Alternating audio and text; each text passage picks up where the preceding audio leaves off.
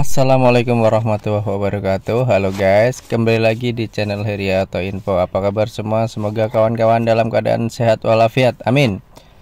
Kali ini kita akan mempraktikkan bagaimana cara mengatasi masalah pada motor bebek, yaitu tenaga lemot saat digas. Jadi motor saya ini kalau lagi jalan gigi 2 atau gigi 3 itu digas, dia tenaganya nggak langsung dapat atau nggak responsif alias lemot. Jadi RPM naik dulu baru tenaga bisa nyangkut atau tenaga bisa keluar semua. Jadi indikasinya adalah kampas koplingnya habis atau sudah keras atau sudah tipis. Pertama kita bongkar bak kopling bagian kanan.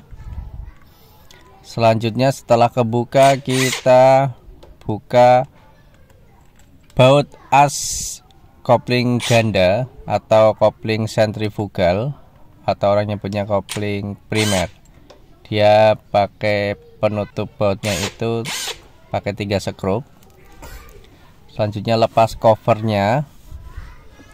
Nah, setelah covernya terlepas, terlihat baut as pengikat kopling ganda atau kopling primer.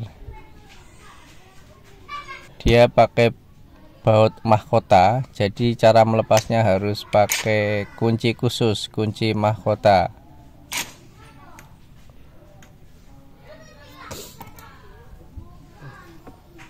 Setelah terlepas, kita lepas ring dan plat pengunci baut. Jadi baut pengikat asnya itu ada plat penguncinya, tujuannya agar tidak lepas saat putaran tinggi. Setelah itu kita beranjak ke kopling sekunder atau rumah plat kopling. Di situ ada mangkok atau panci oli, tujuannya untuk merendam oli. Kita lepas dulu baut 10 pakai kunci T. Jadi motor bebek ini kategori kopling basah, jadi koplingnya itu harus terendam oli, makanya dikasih mangkok oli khusus. Kita lepas baut pengikat mangkok oli.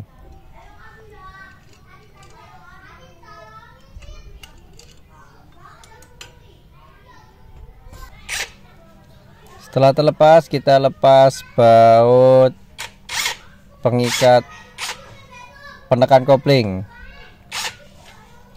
Jadi itu ada namanya penekan kopling, pakai 4 baut yang ada bearingnya itu, pakai kunci 10. Kita putar karena baut yang keempat ketutup kopling. Kita putar dulu agar bautnya bisa kelihatan dan gampang dibuka.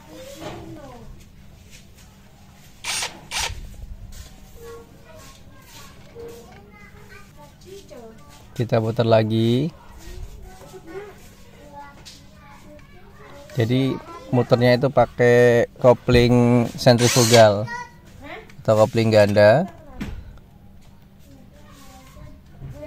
sehingga kopling sekunder itu bisa berputar dan terlepas. Nah, ini udah terlepas penekan koplingnya. Selanjutnya kita lepas pernya, per kopling sekunder.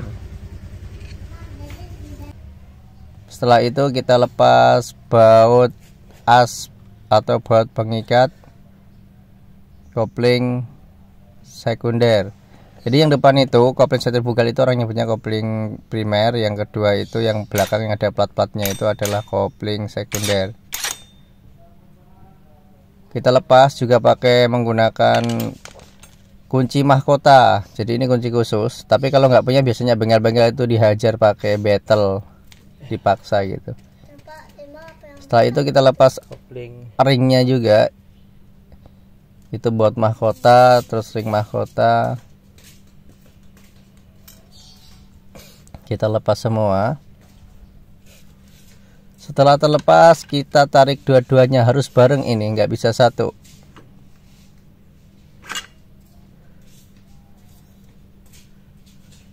Jadi bareng antara kopling sentrifugal, kopling primer dengan kopling sekunder dan mangkok koplingnya, mangkok oli koplingnya itu harus bareng. Tidak bisa satu persatu karena roda giginya itu didesain untuk mengunci, harus dua-duanya. Setelah terlepas kita cek kenapa motor kita lemot saat digas, tenaganya nggak ada. Nah seperti ini. Jadi kopling sekunder atau orang yang punya kampas kopling sekundernya itu sudah tipis.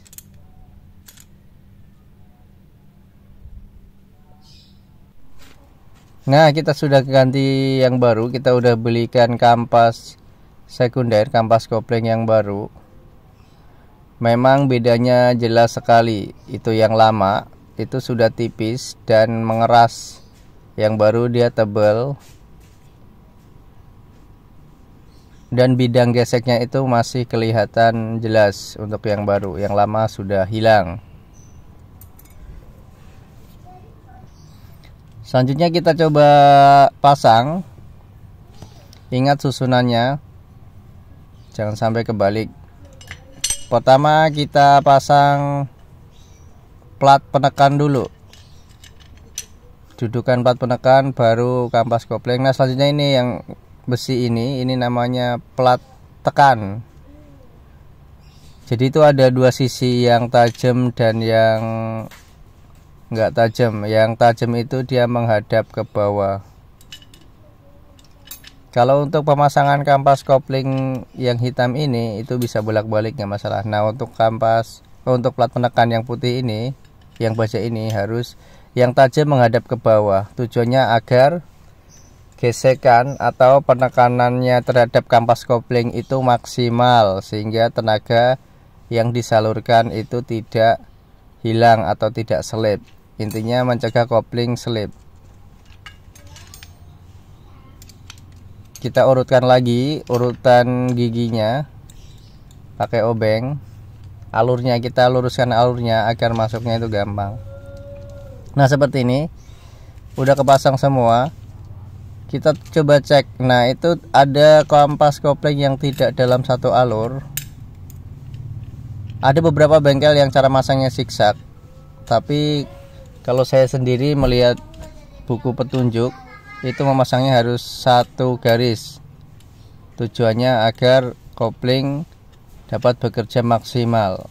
Nah seperti ini kan ada yang 31 garis dalam satu reed. Nah itu harus diluruskan seperti ini nih. Ada 4 kopling itu dalam satu reed atau dalam satu coakan.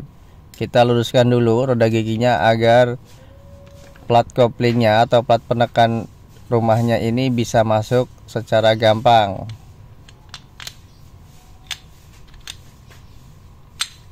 Nah seperti ini, jadi masuknya gampang. Setelah kepasang, kita pasang per koplingnya. Ada beberapa bengkel yang cara masang per koplingnya itu nanti setelah ini terpasang di blok mesin. Tapi kalau saya pasang dulu karena untuk mempermudah saat pemasangan, biar plat-plat kopling itu tidak bergeser.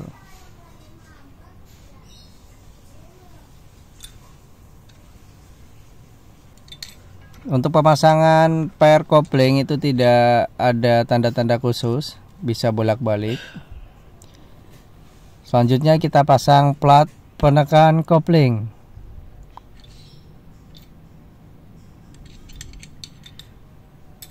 Ini pun sama, tidak ada tanda khusus, boleh, terserah. Satunya kita pasang baut pengikat penekan kopling. Yang segi 4 itu namanya penekan kopling yang ada lakar di dalamnya. Kita kencangkan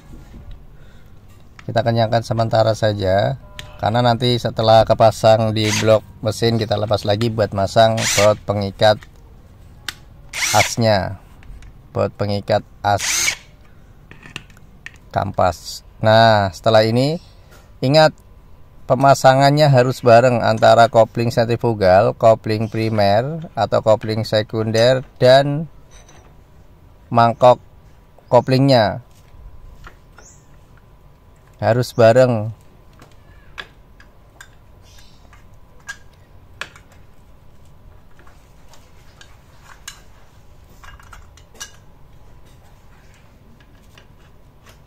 Seperti ini. Kalau sudah pas, selanjutnya kita pasang baut pengikat mangkok oli.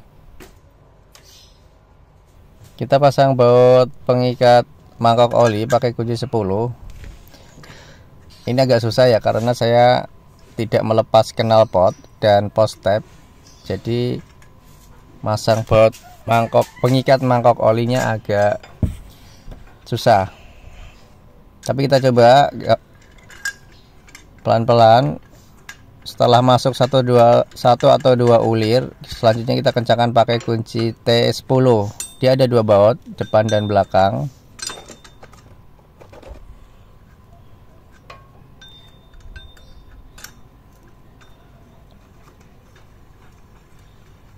Kita kencangkan. Setelah itu, nah ini baut mur pengikat as kopling yang tadi saya bilang. Setelah mangkok olinya terpasang, tentunya kita lepas murnya. Nah, ini kita lepas lagi. Kenapa tujuannya saat masang mangkok oli itu tidak berantakan kopling yang sudah kita susun di bawah tadi. Makanya kita pakai cara diikat dulu pakai baut. Nah, seperti ini. Kita lepas plat penekan kopling. Terus kita pasang ring as kopling sekunder. Setelah itu pasang mur mahkota. Orang yang punya mur mahkota, ada yang mur benteng, macam-macam lah. Setelah itu kita kencangkan pakai kunci.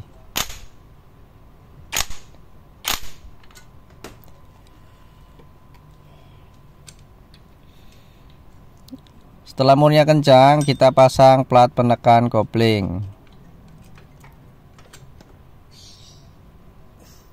Kita pasang bautnya, baut 10. Ini cara mengencangkan baut ini harus zigzag. Tujuannya agar plat penekan koplingnya tidak miring, serta pernya itu berada pada dudukannya, pada tempatnya. Khawatirnya kalau kita nggak zigzag cara pengencangan bautnya, platnya miring, pernya tidak berada pada dudukan rumahnya. Kita kencangkan pakai kunci T. Selanjutnya kita pasang laker penekan kopling. Nah, itu dia berada dudukannya itu di plat penekan kopling seperti itu. Kita bersihkan dulu tadi ya. Tujuannya lakernya atau bearingnya itu bersih dari kotoran. Selanjutnya kita pasang tuas pembebas atau penekan kopling. Jadi dari tuas ini dia menekan laker plat kopling dan menekan atau membebaskan kampas kopling. Kita pasang, gampang itu masangnya. Jadi tuas sama plat penekan laker kopling. Setelah kepasang, kita pasang kopling ganda atau kopling sentrifugalnya.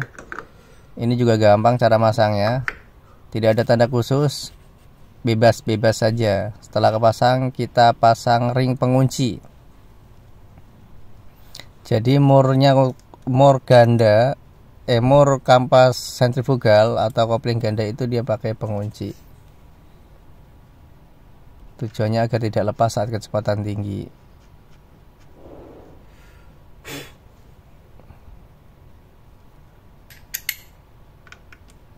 Kita kencangkan pakai kunci mahkota. Jadi kunci mahkota ini khusus buat Honda. Saya beli di toko online.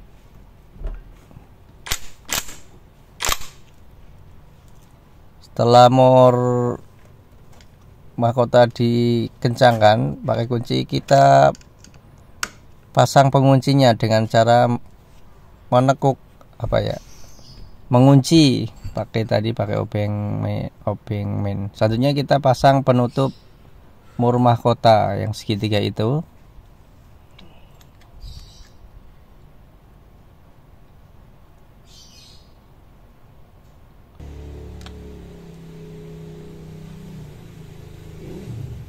Kita kencangkan pakai obeng. Setelah itu kita harus kencangkan pakai obeng ketok. Kenapa? Karena ini bekerjanya berputar, jadi harus kencangkan pakai obeng ketok. Selanjutnya kita pasang cover bak kopling.